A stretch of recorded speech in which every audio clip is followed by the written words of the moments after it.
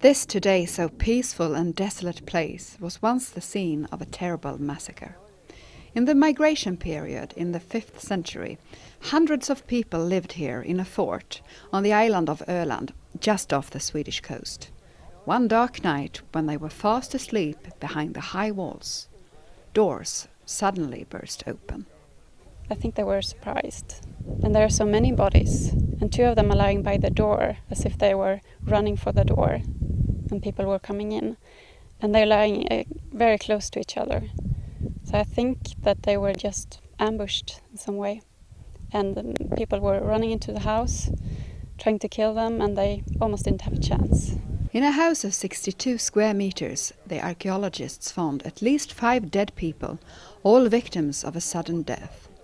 And the number of dead is likely to rise. We found the house and the door, and in the doorway there were 2 feet peeking out.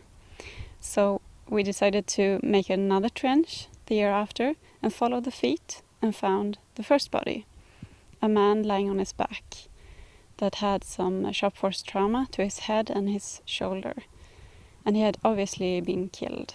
The archaeologists from Kalmar County Museum and Lund University seem to have found a frozen moment, a Swedish Pompeii.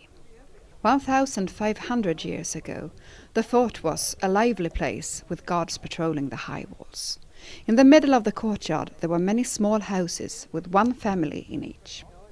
In the outer part, close to the walls, there were houses for food supplies and stables for animals. Probably they did look forward to supper.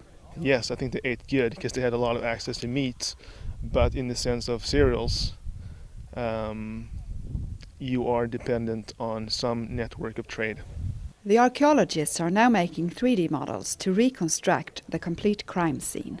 In this specific site, I found extremely interesting the relation between the bodies and the reconstruction of the events. So I want to actually understand how much the use of these techniques is going to help us to understand the events. So what's actually happened in terms of really minute by minute.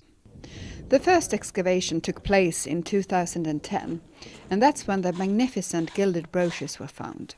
The skeletons emerged in later excavations. Yes, this man is lying on his stomach with his face down. I'm not sure if that was how he fell when he died, but it could also be a sign of disrespect. It's a mystery why the place has been left untouched. It's such a terrible massacre that, it completely destroyed the fort and everything in it. I don't think anyone dared to go near it for a very long time. It's more of a frozen moment than you normally see in archaeology. It's like Pompeii.